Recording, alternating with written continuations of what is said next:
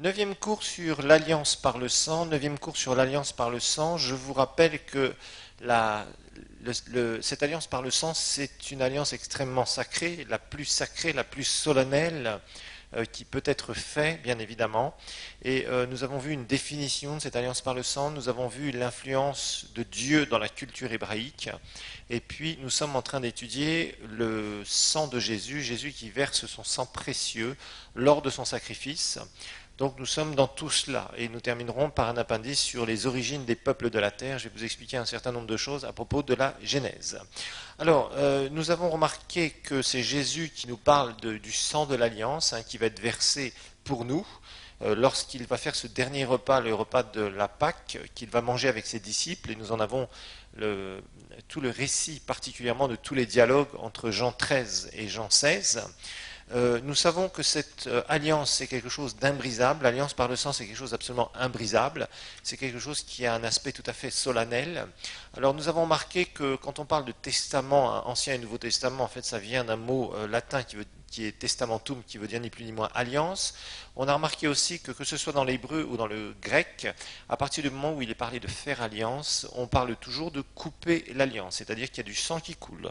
On a vu les origines de l'alliance par le sang, eh bien ça vient du fait que l'homme est devenu pécheur. Adam et Ève n'étaient pas dans une alliance de sang avant la chute, mais Dieu a dû pourvoir à une alliance de sang pour qu'ils puissent s'approcher légalement de lui, donc pour être dans sa présence, puisque l'homme pécheur a besoin d'être couvert par la justice de Dieu pour pouvoir s'approcher du Dieu trois fois saint, bien évidemment. Alors nous voyons ce principe-là qui doit être appliqué déjà aux enfants d'Adam et Ève. Nous avons compris pourquoi maintenant, dans Genèse 4, Dieu a sanctionné Caïn, parce que Caïn ne voulait pas se soumettre à cette loi spirituelle, donc tout ça vous l'avez bien compris maintenant. C'est clair que Dieu avait enseigné Adam et Ève sur cette loi spirituelle, puisque sinon il n'aurait pas pu reprocher à Caïn, il n'aurait pas pu lui dire, mais si tu fais la bonne chose, alors c'est là où tu pourras t'approcher, c'est là où je pourrais agréer ton sacrifice. Alors, nous voyons aussi les réflexes, entre guillemets, automatique, si on peut dire ça. À chaque fois que quelqu'un marche avec Dieu dans la Genèse, qu'est-ce qu'il fait? Il fait des alliances de sang avec Dieu, il offre un sacrifice. Nous voyons ça avec Noé, nous voyons ça avec Abraham à plusieurs reprises. Abraham va pratiquer cela régulièrement. On voit que entre Abraham et Abimelech aussi, on fait des alliances de sang, entre Jacob et Laban aussi. Et puis, on arrive à la loi de Moïse, et à la loi de Moïse, on a des précisions. Dieu précise ce qu'il veut à propos de l'approche de son peuple par rapport à sa présence et à la façon dont il doit faire. Donc, il y a tout un tas de sacrifices qui sont donnés là, dans la loi de Moïse. Chaque sacrifice correspond à une certaine approche de Dieu. Si on veut le remercier, si on veut demander pardon, si on veut être purifié, si on veut être ceci, si on veut être cela, eh bien, à chaque fois, il y a un rituel de sacrifice. Alors, nous avons remarqué dans la leçon numéro 2 aussi les 9 étapes de l'alliance par le sang des Hébreux. Nous avons vu cet exemple avec Jonathan et David, qui font une partie de ces étapes qui nous sont relatées dans la parole de Dieu, mais d'une manière générale, dans la culture, eh bien, nous savons qu'il y avait 9 étapes pour pouvoir s'approcher et faire alliance l'un vis-à-vis de l'autre, pour qu'il y ait vraiment quelque chose qui soit conclu entre deux personnes. Alors nous en étions arrivés à la leçon numéro 3, le sang de Jésus, et là nous avons remarqué que d'abord la Bible nous parle du sang de Jésus comme un sang très particulier, un sang qui est incorruptible, donc un sang qui n'a pas connu la corruption, sous-entendu la corruption du péché. Donc un sang aussi qui n'a pas été transmis à cause, je dirais, ayant des conséquences sur la malédiction de la chute. Et puis ce sang de Jésus qui peut nous racheter, eh bien, Dieu a dû tout prévoir pour que Jésus puisse avoir un sang comme celui d'Adam, c'est-à-dire un sang divin, un sang qui venait de Dieu directement. Et en fait, on s'aperçoit que c'est pour cela que Jésus ne va pas naître comme nous, à partir d'une conception, d'une relation entre un homme et une femme, mais Dieu évite cela, et c'est pour cela que miraculeusement le corps, les cellules embryonnaires, donc les cellules qui vont permettre le développement du corps de Jésus et de son sang bien évidemment, sont infusées dans le sein de Marie d'une façon miraculeuse. C'est ce qu'on a appelé la conception donc miraculeuse par le Saint-Esprit. Donc nous voyons que Jésus, lui, va être aussi appelé le second Adam dans le Nouveau Testament, et ce n'est pas pour rien. Donc son sang est un sang précieux, un sang qui ne pouvait nous racheter, qui avait un droit légal de rachat, alors que si c'était l'un d'entre nous qui avait dit moi je vais me sacrifier pour vous tous, eh bien ça n'aurait pas marché. Pourquoi? Parce que ni plus ni moins notre sang avait hérité de la malédiction de la chute. Alors nous avons vu aussi un des grands symboles de Jésus qui s'offre en sacrifice, c'est bien sûr l'agneau pascal. Au travers de l'agneau pascal, nous avons marqué qu'il y avait une protection. Le sang amène une protection sur la vie des êtres humains, quand il est fait, bien sûr, quand ces alliances sont faites selon la parole de Dieu. Et en fait, on s'aperçoit que, effectivement, lorsque les Israélites vont offrir cet agneau sans défaut dans la Pâque, la première Pâque, dans Exode chapitre 12, eh bien, ils devaient mettre du sang sur les linteaux des portes, et c'était une protection contre le jugement de Dieu, donc les conséquences du péché que les Égyptiens ont subi, bien évidemment. Alors, nous en étions aussi arrivés à voir ce sacrifice, c'est là-dessus que nous avons travaillé, de Lévitique chapitre 14. Et dans Lévitique chapitre 14, nous avons ce lépreux qui vient pour une cérémonie de purification. Et cette cérémonie de purification, eh bien, elle doit se faire d'une certaine façon. Et rappelez-vous que Dieu avait donné une ombre dans l'Ancien Testament, la réalité étant Christ.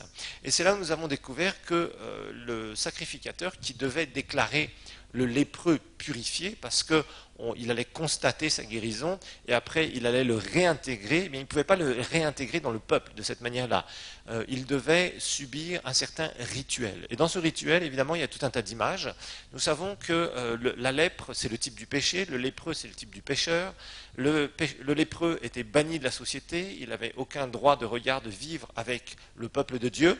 C'est effectivement ce que nous pouvons constater. Le pécheur perdu ne peut pas vivre parmi le peuple de Dieu dans le sens où il n'est pas une part du peuple de Dieu. C'est pour ça qu'il y a une différence entre ceux qui sont dans les ténèbres et ceux qui sont dans la lumière, et on ne peut pas les rapprocher. Il n'y a qu'une chose à faire, c'est que celui qui est dans les ténèbres se repente, accepte Jésus comme son sauveur personnel et puisse entrer dans le peuple de Dieu de par sa nouvelle naissance. Alors, nous avons remarqué que dans ce sacrifice, eh bien, le sacrificateur devait prendre 2 oiseaux. Il y en avait un qui a été égorgé. Il était égorgé sur quoi? Sur un vase de terre, image de l'humanité de Jésus. Il était égorgé sur de l'eau potable. Et en fait, ça aussi c'est un type du Saint-Esprit.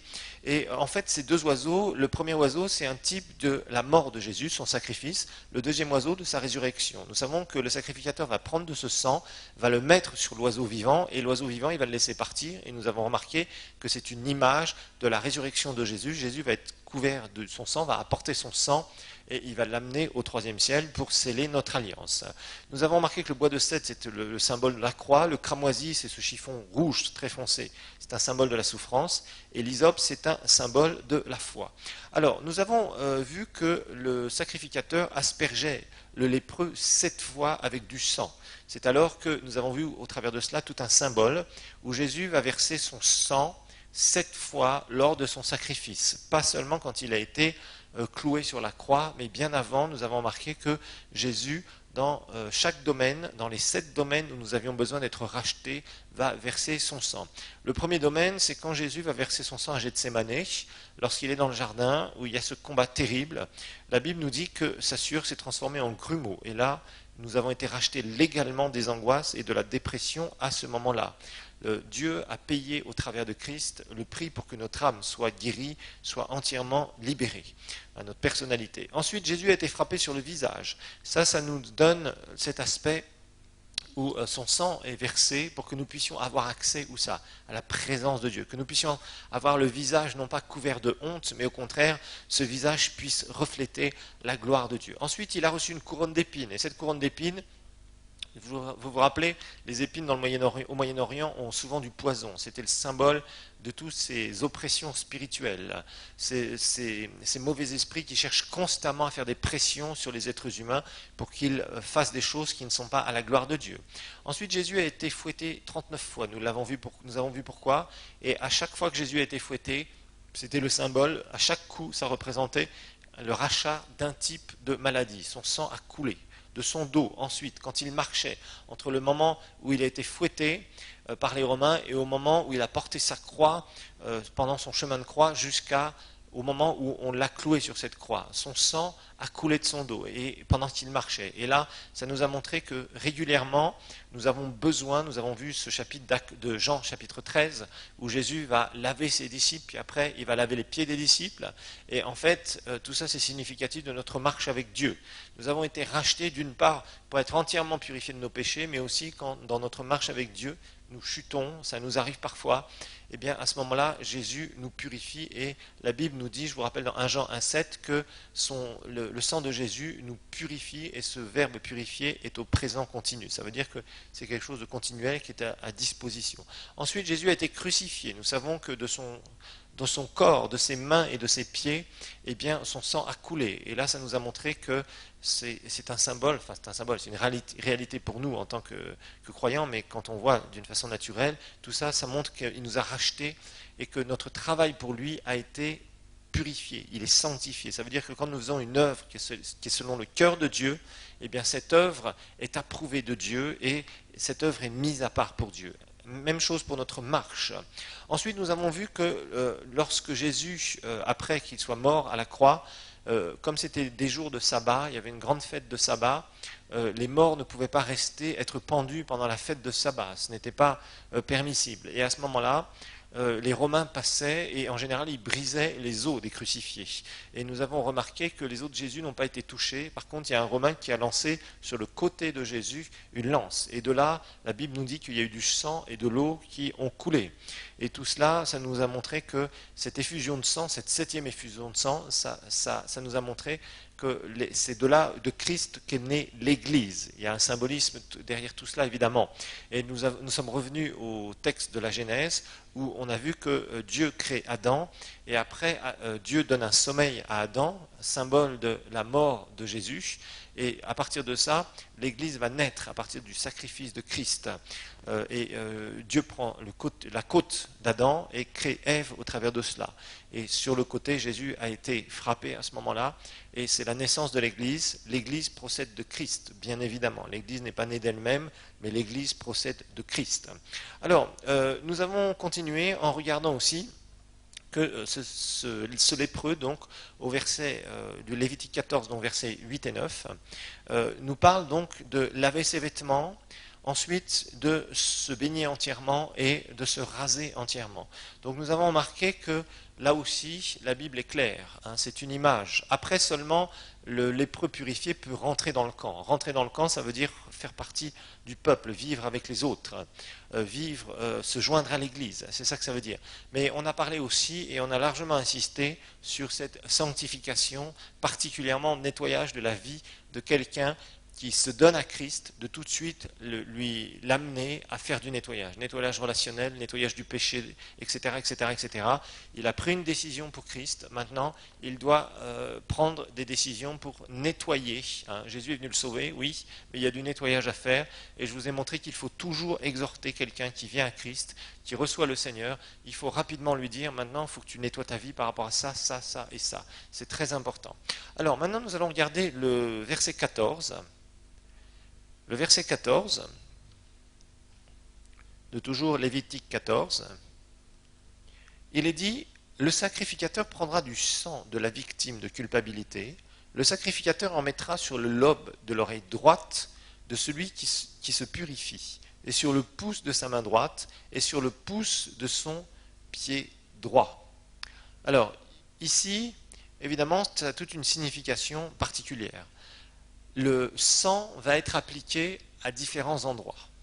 Il va être appliqué sur le lobe de l'oreille droite, il va être appliqué sur le pouce de la main droite, et il va être appliqué sur l'orteil du pied droit. Et tout cela, bien évidemment, ça va nous montrer un certain nombre de choses. D'abord, l'oreille, c'est par là qu'on entend. Donc, Dieu, quand il nous fait naître de nouveau, il purifie notre oreille spirituelle. Ça, c'est quelque chose qui est important. Ça veut dire qu'à partir du moment où on reçoit Jésus, nous avons la capacité de pouvoir entendre la voix de Dieu, ce qui n'était pas le cas avant. Donc, cette purification, ici, il y a un symbole ici, quand il met du sang sur le lobe de l'oreille droite, c'est pour nous la réalité en Christ, c'est que notre oreille spirituelle a été purifiée. Ça veut dire qu'aujourd'hui, nous avons cette capacité à entendre la voix de Dieu. Et d'ailleurs, Jésus le dira dans Jean chapitre 10 au verset 27. Jean 10, verset 27.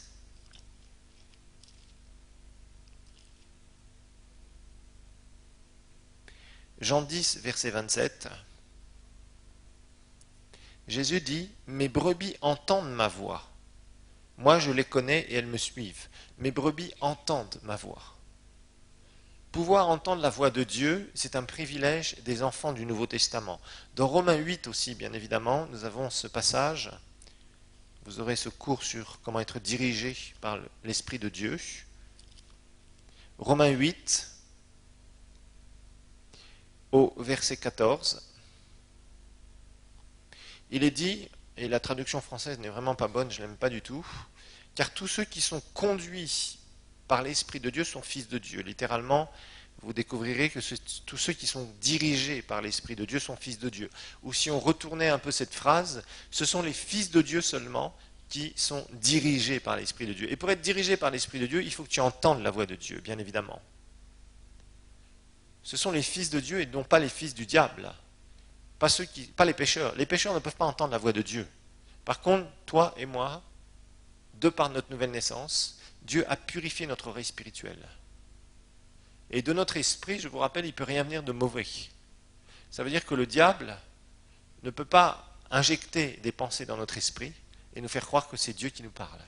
À partir du moment où vous découvrez que votre nature spirituelle est parfaite et que à ce moment-là, vous avez à apprendre à écouter votre nature spirituelle et c'est là où vous découvrirez très souvent la direction de Dieu. Donc tout cela, ça va nous montrer, ça nous montre tout un symbole ici que le sacrificateur faisait, mais qui est devenu bien sûr une réalité pour nous. Alors le sang appliqué sur le pouce de la main droite, le sang appliqué sur le pouce de la main droite signifie la sanctification de notre travail pour Dieu. Ça signifie la sanctification de notre travail pour Dieu.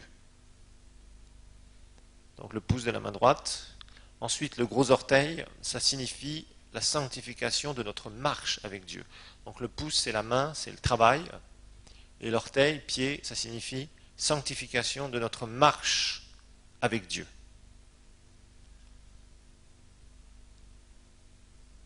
Donc à partir du moment où nous faisons des choses selon la volonté de Dieu, que nous marchons dans la direction divine, alors il y a une approbation de la part de Dieu. Rappelez-vous, ce n'était pas le cas dans l'Ancien Testament, et quand ils faisaient des erreurs ou des gaffes sérieuses, c'était extrêmement difficile pour eux de se relever, il faut le dire. Alors revenons à Lévitique maintenant encore, Lévitique chapitre 14. Nous sommes toujours en train d'étudier l'image de ce sacrifice et la réalité en parallèle, ce qu'elle est pour nous en Christ. Regardons du verset 16 au verset 18. Il est dit, le sacrificateur trempera le doigt de sa main droite dans l'huile qui est dans le creux de la main gauche et fera avec le doigt 7 fois aspersion de l'huile devant l'Éternel. Le sacrificateur mettra de l'huile qui lui reste dans la main sur le lobe de l'oreille droite de celui qui se purifie, sur le pouce de la main droite et sur le pouce de son pied droit, par-dessus le sang, regardez bien cette expression, par-dessus le sang de la victime de culpabilité.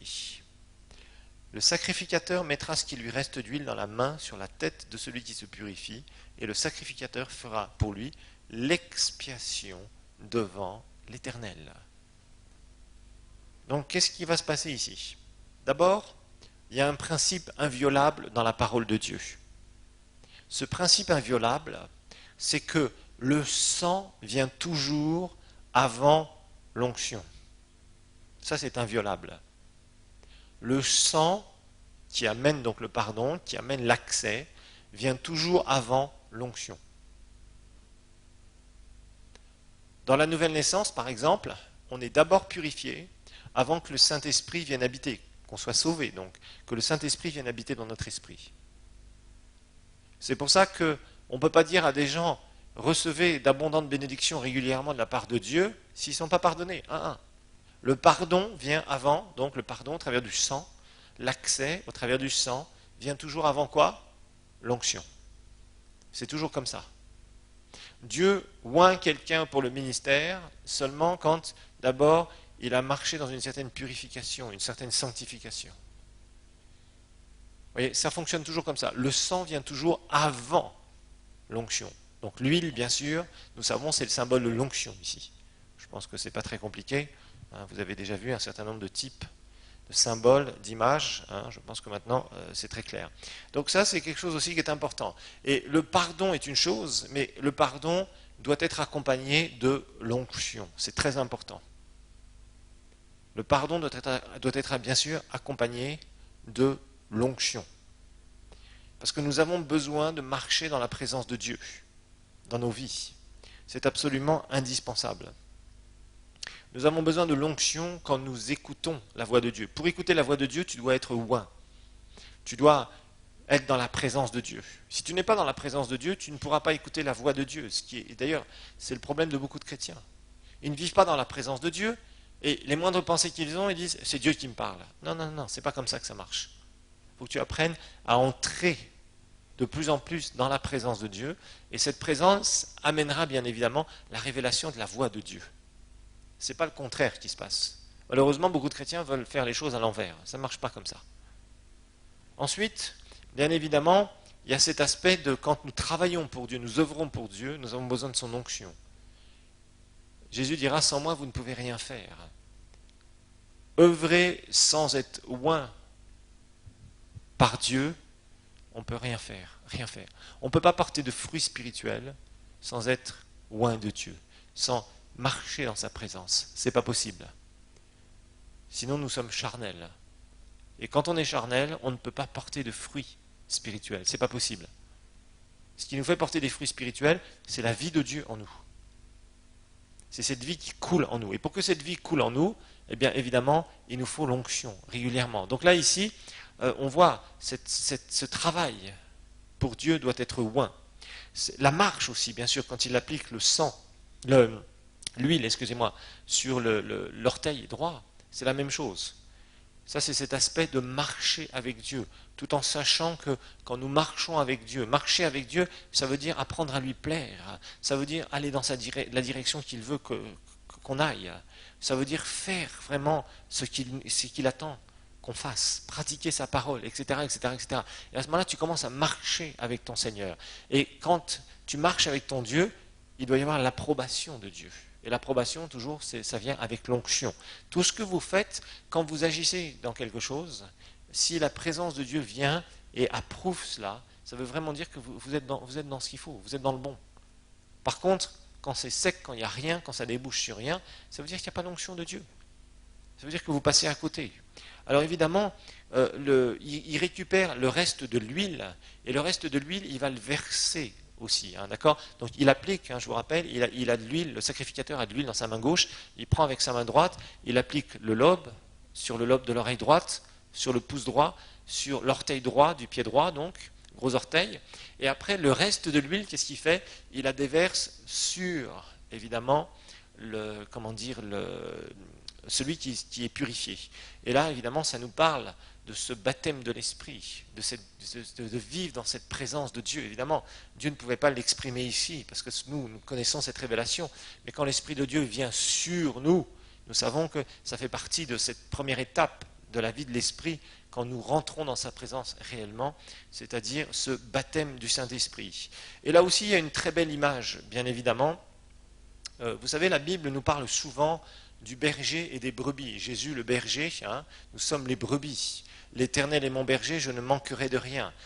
Dans cette image du berger et des brebis, il y a évidemment toute une réalité que nous connaissons, mais la Bible utilise souvent des images pour nous parler, parce que derrière tout ça, ça nous permet de mieux comprendre. Comme ce sont des choses qu'on comprend facilement, ça nous permet de comprendre les réalités spirituelles.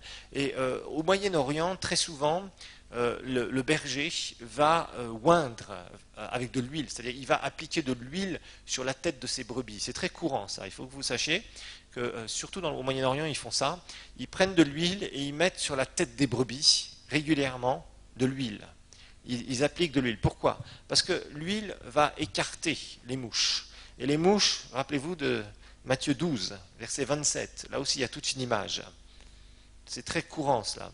de voir les bergers faire cela, le soir et le matin, de frotter leurs brebis avec de l'huile, ce qui permet d'écarter les mouches. Et les mouches, on va voir ce que Jésus va dire. Matthieu 12, à partir du verset 22.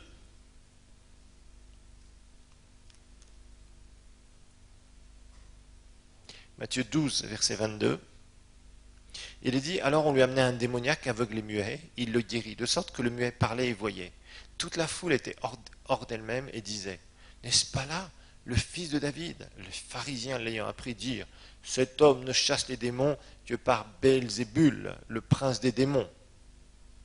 Comme Jésus connaissait leurs pensées, il dit, tout royaume divisé contre lui-même est dévasté, et toute ville ou maison divisée contre elle-même ne peut subsister. Si Satan chasse Satan, il est divisé contre lui-même. Comment donc son royaume subsistera-t-il? Et si moi je chasse les démons par Belzébul, vos fils, par qui les chassent-ils? C'est pourquoi ils seront eux-mêmes vos juges. Mais si c'est par l'Esprit de Dieu que moi je chasse les démons, le royaume de Dieu est donc parvenu jusqu'à vous. Alors ici, cette expression Belzébul, Belzébul, vous voyez bien qu'ici, Jésus utilise cette expression pour parler de qui? De l'ennemi, de Satan. Bien évidemment, ce n'est pas compliqué à comprendre ici dans ce passage. Et ce qui est intéressant, c'est que que signifie Belzébul? Belzébul, ça signifie prince des mouches. D'une façon étonnante. Prince des mouches. Et évidemment, c'est toute une image. La Bible nous parle des mouches comme étant comme des mauvais esprits qui cherchent à influencer les êtres humains. Alors évidemment, il y a toute cette image du berger qui oint ses brebis avec de l'huile pour écarter justement les insectes, pour écarter les mouches, entre autres. Et c'est pour ça que ça nous donne un type, je dirais une image des mauvais esprits. À partir du moment où vous vivez dans la présence de Dieu, le diable et les démons se tiennent à l'écart dans vos vies. Ça, je tiens à vous le dire. C'est pour ça que c'est très important que vous appreniez à vivre dans l'onction de Dieu. L'onction de Dieu vous amènera une immense protection contre les influences spirituelles néfastes. Parce que quand vous travaillez pour Dieu, quand vous voulez vraiment marcher avec Dieu, eh bien, les influences spirituelles néfastes, donc de mauvais esprits, de mauvaises pensées qui viennent, de choses qui essayent de vous influencer, eh bien, elles sont écartées. Elles sont écartées et vous voyez clair. Parce que quand on est dans la présence de Dieu, on voit clair dans nos situations. Ça, c'est vraiment quelque chose qui est important, qu'on doit pratiquer dans nos vies. Parce que quand tu apprends à vivre régulièrement dans la présence de Dieu, si tu es vraiment dans la présence de Dieu, l'onction qui est là écarte ces mauvaises influences. Hein, il ne faut pas jamais avoir peur de choses, vous savez, qui sont, l'ennemi ne peut rien faire contre nous. Le tout, c'est de savoir comment les choses fonctionnent. Je me souviens, il y a quelque temps, nous ici à l'église, on avait juste à côté, derrière vous d'ailleurs, ce qu'on appelle maintenant le deuxième auditorium, c'était une boîte de nuit. Et je me souviens d'un prédicateur ici, qui a une grosse église, et qui me disait vraiment, je suis désolé, j'ai appris que la boîte de nuit a recommencé à tourner juste là où vous êtes, dans cet endroit, juste à côté. Donc, moi je n'étais pas désolé, parce que je savais une chose, c'est que la présence de Dieu, qui est manifeste dans l'Église, vient et écarte ces mauvais esprits. Et ça s'est prouvé plus tard. On les a virés, on les a chassés. Vous voyez? Donc on n'a pas, vous voyez, je ne comprends pas. Les chrétiens ont peur des puissances diaboliques. Les puissances diaboliques ne peuvent rien faire, ni contre le sang de Jésus, ni contre l'onction de Dieu. Il n'y a pas de problème. Maintenant, si toi, tu te mets dans une position où tu as peur de ces choses-là, c'est là où l'ennemi en profite. C'est là où l'ennemi en profite. Tu n'arriveras jamais à dominer dans tes situations à partir du moment où tu ne connais pas bien ce que le sang de Jésus représente dans le monde spirituel. Et si tu ne connais pas bien non plus qu'avec le sang, il y a toujours l'onction.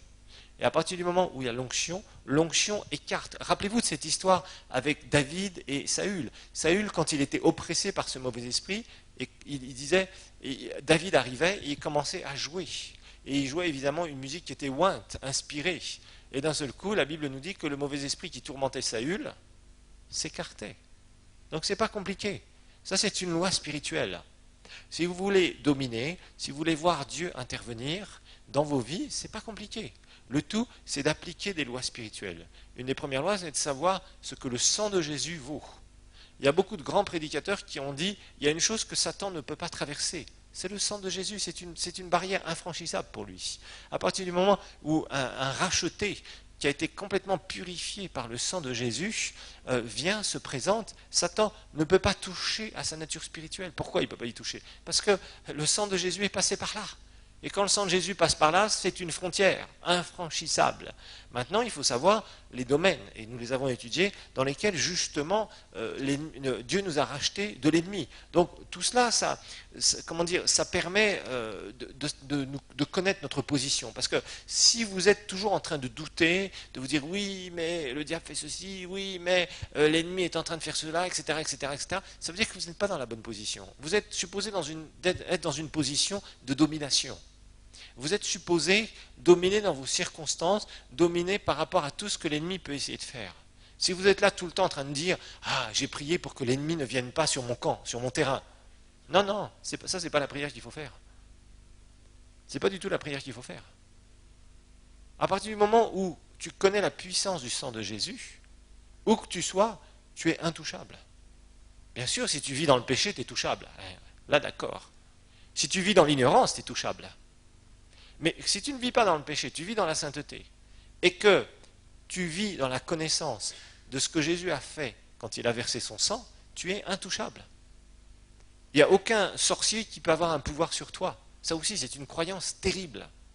Et les gens ouvrent leur âme, justement, à ce genre de truc, et ils pensent que, parce qu'un sorcier a fait telle ou telle chose, ou qu'une personne leur a dit, tu vas voir, je vais aller voir le sorcier, il va faire telle et telle chose contre toi, les gens commencent à avoir peur. Et si tu commences à avoir peur, bien évidemment, là tu ouvres des portes, ça c'est très clair. Et l'ennemi essaye d'avoir un terrain. Mais je suis désolé, Jésus nous a entièrement rachetés de toute la puissance de l'ennemi. Maintenant, évidemment, si tu ne sais pas vivre dans la présence de Dieu, si tu ne pratiques pas la parole de Dieu, si tu vis dans le péché, si tu es ignorant, là évidemment, l'ennemi va profiter de tout cela. Là, il aura un terrain sur lequel il peut travailler. En fait, Satan n'a pas de terrain sur lequel il puisse travailler, sauf si toi-même tu ouvres le terrain. Nous sommes les gardiens de nos propres vies, les gestionnaires de nos propres vies. À partir du moment où tu commences à ouvrir ta vie à des choses où l'ennemi a un terrain sur lequel il puisse travailler, là évidemment tu risques d'avoir des ennuis. Ça c'est normal.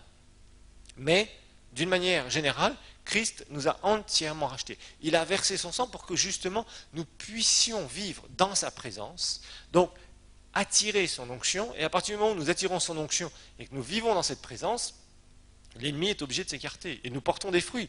Ça ne veut pas dire qu'il ne viendra pas à l'attaque, ça ne veut pas dire qu'il n'essaiera pas de nous déstabiliser d'une manière ou d'une autre. Ça, on est d'accord. Qu'il essaye, c'est une chose. Qu'il réussisse, c'en est une autre. D'accord? La Bible nous dit que Jésus a été tenté comme nous en toutes choses, il a été persécuté, etc., etc. Il a vécu énormément d'opposition. Quand on étudie la vie du ministère de Jésus, il a été sérieusement persécuté. Il a eu vraiment des moments extrêmement difficiles où on a attenté à sa vie bien des fois, mais sans succès. Le diable, au départ, lui a envoyé une grosse tentation pour le ramener, comme il avait fait avec Adam et Ève 4000 ans plus tôt. Mais ça n'a pas marché. Donc, si vous vivez dans la connaissance de ce qu'il a fait pour vous, là où il vous a racheté, si vous vivez dans cet aspect où, vous apprenez à vivre dans sa présence, eh bien, à ce moment-là, vous verrez, ces puissances spirituelles se tiennent à l'écart.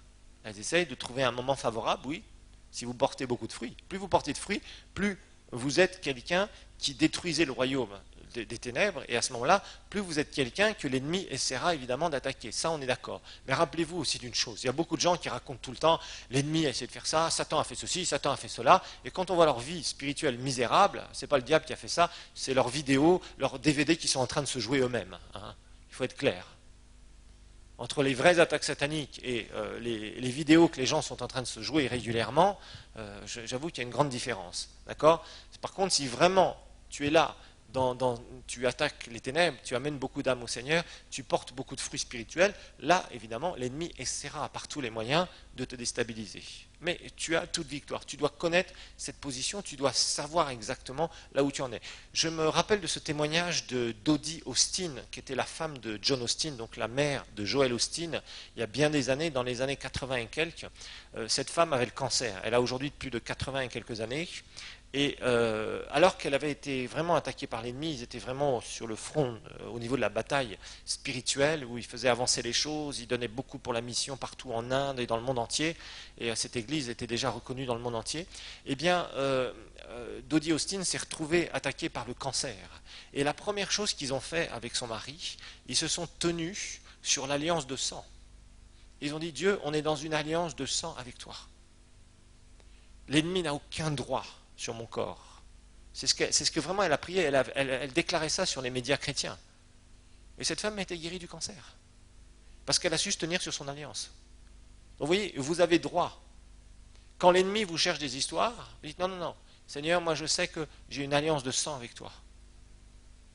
Satan n'a pas le droit de traverser cette route-là. Je ne lui permettrai pas. Maintenant, bien sûr, tu dois avoir la foi dans ce que Jésus a fait pour toi.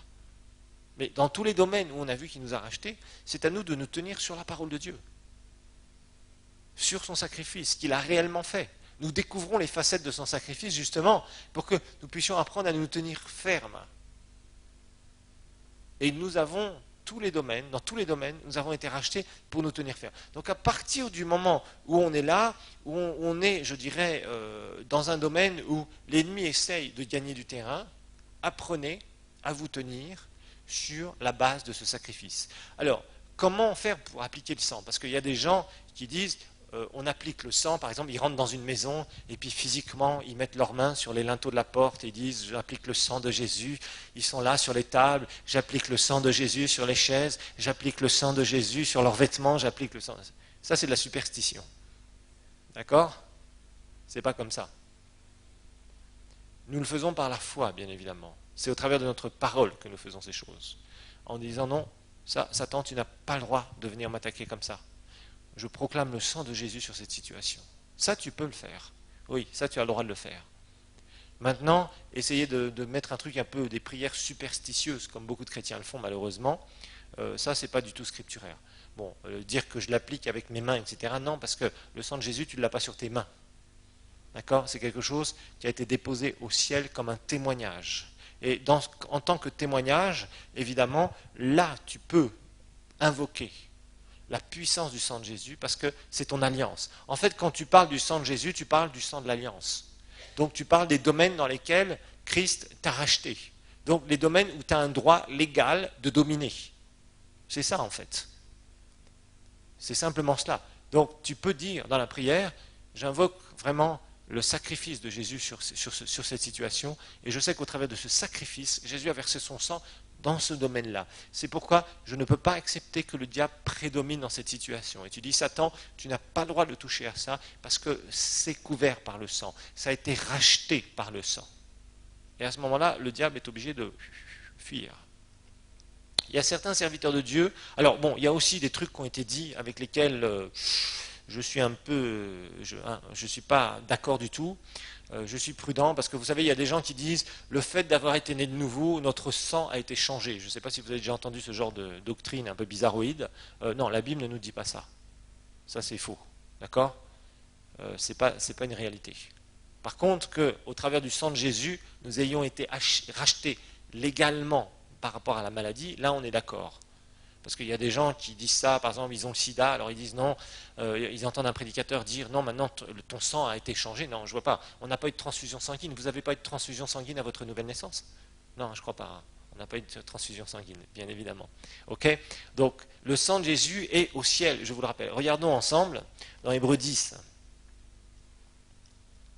Hébreux 10.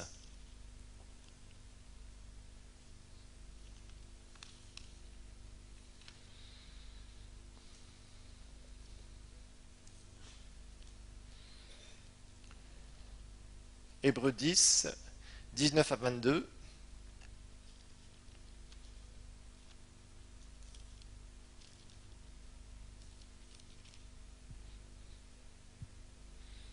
voyez, il y a des choses sur lesquelles on peut appuyer notre foi, il y en a d'autres qui ne sont pas scripturaires. Donc je sais que le sang, parfois, il y a des gens qui ont beaucoup raconté tout un tas de trucs, hein, qui ont construit des espèces de doctrines un peu bizarres, superstitieuses. Et ça, vraiment, je vous demande vraiment de vous en débarrasser. Ne croyez pas des choses qui ne sont pas soutenues par l'Écriture. Ça, c'est très important. Parce qu'il n'y a pas de foi là où c'est pas soutenu par l'Écriture. Hein, il y a des gens qui se réclament d'avoir eu une certaine révélation. Si ce n'est pas soutenu par l'Écriture, vous ne pouvez pas accepter ce genre de révélation. Hébreux chapitre 10, versets 19 à 22. Ainsi donc, frères, nous avons l'assurance d'un libre accès au sanctuaire, c'est-à-dire à la présence de Dieu, bien évidemment, par le sang de Jésus. Accès que Jésus a inauguré pour nous comme un chemin nouveau et vivant au travers du voile, c'est-à-dire au travers de sa chair. C'est-à-dire que Jésus, je vous rappelle que, hein, nous l'avions vu dans l'identification, vous vous rappelez quand il dit à Marie, ne me touche pas, vous vous rappelez de ça, on a commenté ce passage, car je ne suis pas encore monté vers mon Père. Okay, donc vous vous rappelez qu'il y a eu un moment où Jésus va sceller notre alliance. Quand est-ce que Jésus va sceller notre alliance? Eh bien, entre le moment où il va ressusciter d'entre les morts et le moment où il va réapparaître après à ses disciples. D'accord? Nous savons qu'il est monté d'abord au ciel, qu'il a offert son sang, bien évidemment, et que l'alliance a été scellée, la nouvelle alliance a été scellée. Ensuite, nous savons que Jésus est redescendu pour apparaître un certain nombre de fois à ses disciples. Nous avions étudié cela, je vous le rappelle. Accès donc que Jésus a inauguré pour nous comme un chemin nouveau et vivant au travers du voile, c'est-à-dire de sa chair. Et nous avons un souverain sacrificateur établi sur la maison de Dieu. Approchons-nous donc d'un cœur sincère, une foi pleine et entière, ayant eu le cœur purifié d'une mauvaise conscience et le corps lavé d'une eau pure. Donc on s'aperçoit ici que c'est clair, il y a cette base du sang. Ce sang, c'est quelque chose que Satan ne peut pas contester. Il a été versé dans les différents domaines. Ce sang amène l'onction et l'approbation donc de Dieu dans ce que nous faisons, dans ce que nous entendons, évidemment, au travers de notre esprit, hein, dans tout ce que toute notre marche avec Dieu, dans le fait que nous puissions avoir accès à sa présence et marcher dans sa présence et bénéficier de sa présence. Tout cela s'est approuvé parce qu'il y a eu du sang. Satan ne peut pas revenir contester ces choses.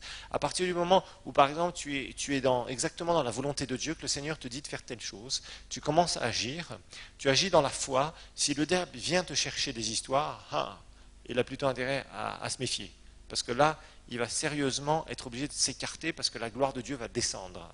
Moi, je le vois, et je l'ai vu, et je le vois encore de plus en plus, à partir du moment où j'agis dans quelque chose où le Seigneur m'a ordonné d'agir, à ce moment-là, il y a une approbation. Parce que vous êtes dans une marche avec Dieu, et cette marche est sanctifiée. Donc si Dieu vous dit de faire telle ou telle chose, à ce moment-là, d'un seul coup, vous agissez, mais l'opposition peut arriver. Si l'opposition arrive, cette opposition est balayée. Pourquoi? Parce que vous avez cette approbation divine. D'abord, le sang est infranchissable, donc la seule personne qui empêchera à ce que le Seigneur a ordonné d'être fait, ça sera vous. Parce que vous allez douter, parce que vous allez ne pas accepter les pressions, etc., etc., et vous allez passer à côté de ce que Dieu veut pour votre vie, l'œuvre que le Seigneur a mis devant vous. Par contre, quand vous persévérez, vous êtes dans la foi, que vous marchez, que vous avez l'approbation divine, je vous garantis, le diable peut essayer de vous chercher des histoires, il n'arrivera pas à s'en sortir, il ne réussira pas. Et au contraire, la gloire de Dieu éclatera d'autant plus qu'il aura essayé de s'opposer à ce que le Seigneur veut faire. Donc c'est pour ça qu'à partir du moment où vous agissez dans le Seigneur, où vous écoutez la voix de Dieu, où vous marchez avec lui, Dieu va venir approuver ce que vous faites d'une façon très spéciale.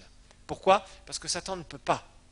La seule chose qu'il peut faire, c'est essayer de vous faire croire certains mensonges pour vous déstabiliser, pour que vous fassiez marche arrière à ce moment-là. Et quand vous faites marche arrière, évidemment, l'œuvre ne se fait pas. Votre marche avec Dieu est empiétée, vous vous mettez vous-même sur la touche, vous vous disqualifiez vous-même. Par contre, quand vous faites les choses que le Seigneur vous a demandées, et qu'il y a cette approbation divine, je vous garantis, là vous êtes fort et vous voyez des choses se produire. D'un seul coup, l'ennemi essaie de vous attaquer et vous êtes là et d'un seul coup, Dieu met en vous un don de foi spécial où d'un seul coup, il vous parle en vous disant « non, ne te laisse pas faire » ou « fais ceci » ou « fais cela ». Vous exécutez ces choses et c'est là où vous voyez le surnaturel, la puissance de Dieu intervenir dans vos situations d'une façon très spéciale. Donc ça fait partie justement il n'y aurait pas tout ça s'il n'y avait pas le sang qui avait été versé. Si le sang n'avait pas été versé, il n'y aurait pas l'onction. Et s'il n'y avait pas l'onction avec le sang, eh bien, il n'y aurait pas d'approbation divine. Et quand il n'y a pas d'approbation divine, c'est vain. Le jour où vous êtes né de nouveau, vous avez eu l'approbation divine. Le sang était là pour purifier vos péchés, et l'approbation divine, c'était le Saint-Esprit qui est venu souffler en vous et faire de vous une nouvelle créature. Est-ce que le diable était là en train de pouvoir dire « Non, non, non, je ne suis pas d'accord avec ça, je conteste, il n'est pas sauvé, elle n'est pas sauvée ». Non, parce que vous avez obéi dans la foi à un principe spirituel. Donc que ce soit dans votre marche en général avec Dieu, que ce soit dans l'œuvre que vous faites pour le Seigneur, que ce soit dans les choses que vous entendez dans votre esprit, que Dieu met d'une façon particulière pour vous diriger, de toute façon, vous pouvez uniquement faire une chose, c'est réussir. Et ne vous donnez jamais l'occasion, et surtout pas, ne donnez jamais l'occasion au diable d'échouer dans ce que vous faites, alors que le Seigneur vous a parlé, et que vous faites exactement ce que le Seigneur vous demande. Maintenant, quand on ne fait pas les choses que Dieu nous demande, là, il n'y a pas la couverture. Il n'y a pas cette protection contre les attaques sataniques. Il n'y a pas l'onction pour être approuvé, vous voyez ? Et c'est ça qui est dangereux d'ailleurs. C'est pour ça que apprenez à être là où Dieu vous demande d'être. Apprenez à faire ce que le Seigneur vous demande de faire. Mais ne faites pas ce que le Seigneur ne vous a pas dit de faire. Ça, c'est dangereux. Et on le voit chez beaucoup de chrétiens qui s'égarent. Et petit à petit, ils se pensent être dans une espèce de bulle, là, ils se pensent être dans la vérité, alors qu'ils sont dans leur propre bulle, leur propre sphère qui se sont créées, et ils vont tellement loin, certains d'entre eux, qu'ils s'égarent. Et après, parfois, c'est difficile de les ramener parce qu'au bout d'un moment, ils sont rétrogrades. Regardez Apocalypse 12, verset 11, un beau verset que souvent on confesse. Apocalypse 12, verset 11, et on clôturera par cela.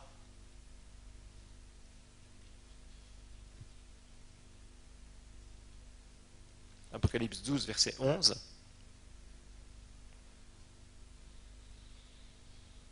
En tout cas, sachez une chose, il n'y a rien qui peut vous nuire. Rien.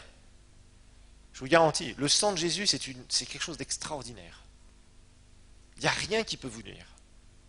Si vraiment l'ennemi vous cherche des histoires, mais revoyez votre alliance de sang. Et vous dites, Satan, là, tu ne pourras pas m'avoir.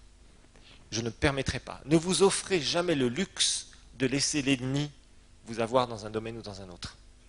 C'est un luxe que vous ne pouvez pas vous permettre. Et ne lui donnez pas cette occasion, ça serait dommage. Vraiment. La Bible nous dit dans Apocalypse 12, verset 11, ils l'ont vaincu. À cause de quoi ? Du sang de l'agneau et à cause de la parole de leur témoignage. Ils n'ont pas aimé leur vie jusqu'à craindre la mort. C'est vrai que ça, c'est un temps particulier, dans les moments où il y aura la tribulation et la grande tribulation particulièrement, mais c'est aussi une parole qui nous concerne. Ils l'ont vaincu à cause de quoi ? Du sang de l'agneau, du sang qui a été versé. Ce sang te donne une victoire totale, complète sur la puissance de l'ennemi. Ce sang brise le pouvoir de Satan. Il a brisé le pouvoir du péché dans ta vie. Il y avait un chant qu'on chantait souvent dans les églises de Pentecôte, c'est « Je suis fort, je suis fort, et plus que vainqueur par le sang de Jésus ». Ça, c'était un chant qui était puissant. C'était à l'époque du réveil de Pentecôte. Et ça, c'est une vérité. C'est cet aspect du sang qui nous donne une victoire totale et irrévocable. Le jour où tu as été purifié par le sang de Jésus, de tes péchés, le pouvoir de Satan a été brisé totalement dans ta vie. Complètement. C'est une conséquence directe. Il y a une puissance extraordinaire dans le sang de Jésus. Donc appuyez votre foi dans ce domaine-là. Et par la parole de leur témoignage. Bien évidemment, le sang seul, ne fait rien. Il faut, pour que ça doit être appuyé par quoi ? Par la foi. Par le fait que tu déclares. La parole de ton témoignage, le témoignage, c'est quoi ? C'est parler ce que Dieu dit que tu es. De déclarer les vérités alors que, finalement, autour de toi, tout semble être perdu. Toutes les circonstances ont l'air de t'écraser et l'ennemi essaye de te faire un croche-pied pour que tu tombes. Ça, tu peux sortir de ces situations-là et vaincre. Mais ça, c'est à toi de le faire. Dieu a tout fait au travers du sacrifice de Jésus. Il a versé son sang dans les différents domaines. Ce sang a amené la présence de Dieu dans ta vie. Maintenant, il va falloir que tu fasses une chose, te tenir ferme dans la foi et par la parole de ce témoignage. Quand tu confesses quelque chose, tu confesses un droit. Ce droit s'appuie sur une base légale du sang qui a été versé, de la législation spirituelle dans laquelle tu es aujourd'hui, à savoir la législation du royaume de Dieu. C'est sur ça que tu appuies ta foi. Rappelez-vous que la foi vient de la parole. La parole, c'est quoi? C'est le terme de l'alliance. Mais de l'alliance de quoi? De sang. Donc à partir du moment où tu prends la parole de Dieu, obligatoirement, si tu proclames la parole, que tu la remets en doute, c'est que tu es en train de remettre en doute la puissance et l'efficacité du sacrifice. Parce que les termes de l'alliance vont avec l'alliance. Ce sont des termes de l'alliance. Ce sont les termes du contrat. Le contrat a été scellé par quoi? Le sang. Donc quand tu prends la parole et que tu veux voir Dieu accomplir des promesses et que tu déclares cette parole, c'est toujours sous-jacent. C'est-à-dire, ça implique obligatoirement qu'il y a eu la base du sang derrière. Ça veut dire, cette parole est approuvée. Rappelez-vous que la Bible, on a vu au début du cours que l'alliance de sang, c'est une alliance qui est solennelle.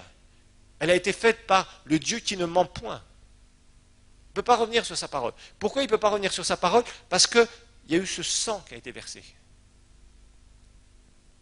La signature du Créateur. Et ça, c'est imbrisable. Donc à chaque fois que tu prends la parole, que tu confesses la parole, que tu déclares avec ton témoignage, avec ta bouche, le témoignage, c'est-à-dire ce que tu es, ce que tu veux voir s'accomplir selon une promesse, cette promesse est attachée à l'alliance, et l'alliance a été scellée par le sang. Et ça, c'est imbrisable.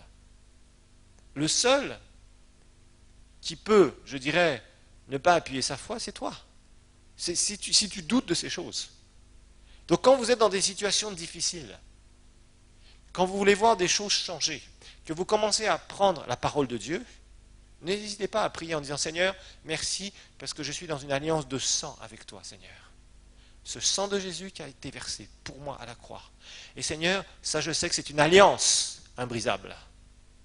Ce que tu as dit, Seigneur, tu l'accomplis. Maintenant, je sais que c'est de mon ressort de m'appuyer sur ta parole et de la parler pour voir les choses s'accomplir. Vous êtes dans une alliance de sang, frères et sœurs. Et toute promesse fait partie des termes de votre alliance. Et ces termes sont scellés par le sang de l'agneau. Et la Bible nous dit ici, alors qu'ils vont passer par des moments horribles, au prix de leur vie.